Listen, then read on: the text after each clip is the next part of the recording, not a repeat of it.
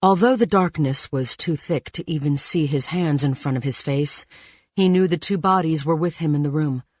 A mother and daughter, killed within minutes of one another, each death an escalation in rage and fury, then desperation and futility. The lights had been on then.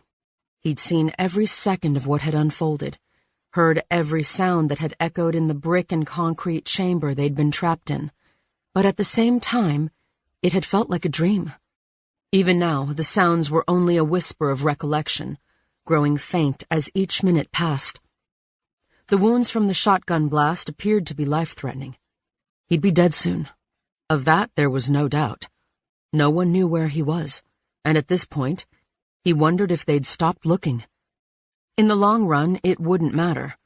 He'd be nothing more than a third body on the cold concrete floor, next to the woman and her daughter. This would be his end, his fate. This dark basement would be the last world he'd ever know. He was ready. In fact, he was looking forward to it. The heavy chain that connected him to the wall pulled on his wrist and weighed on his right shoulder. It jangled when he moved and sounded loud in the quiet space. He stopped, listening for the man up in the house, hoping the noise hadn't been loud enough to warrant a visit. Footsteps above. He could hear the man's boots walking across the floor. He waited for the inevitable sound of the basement door swinging open and those boots thumping as they made their descent down the stairs. But this time things were different.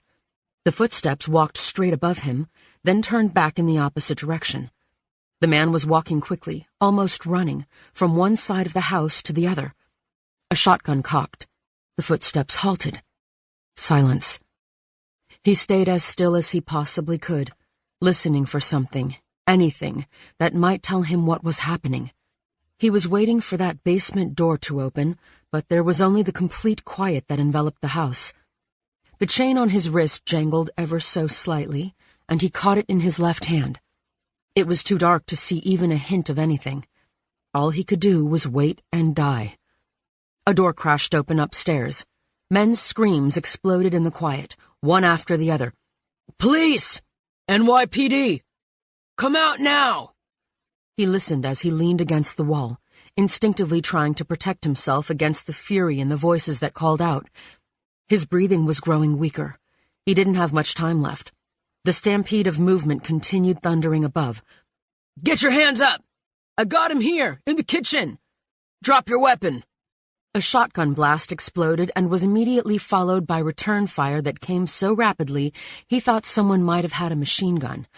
And as soon as it began, it was over. The house was silent again.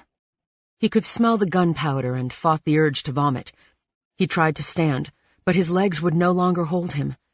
His throat was dry, choking off the ability to call out for help. He had no idea what was happening. The basement door opened. A light came on. It was a bare bulb socket that hung in the center of the room, strong enough to illuminate the space. The sudden brightness hurt his eyes, and he shielded himself with his forearm. Someone crept down the steps, each tread moaning under the weight.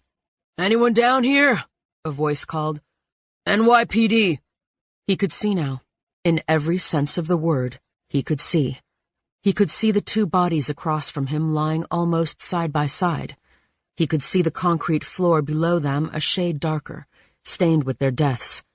He looked down at himself and could see the wound from the shotgun blast that had torn apart his stomach and chest. There was no way he'd be able to survive such carnage. Then he saw the dried blood on his hands and arms and knew what he'd done. That blood was not his. He could see his weakness. A thin cloud of smoke followed the police officer into the basement.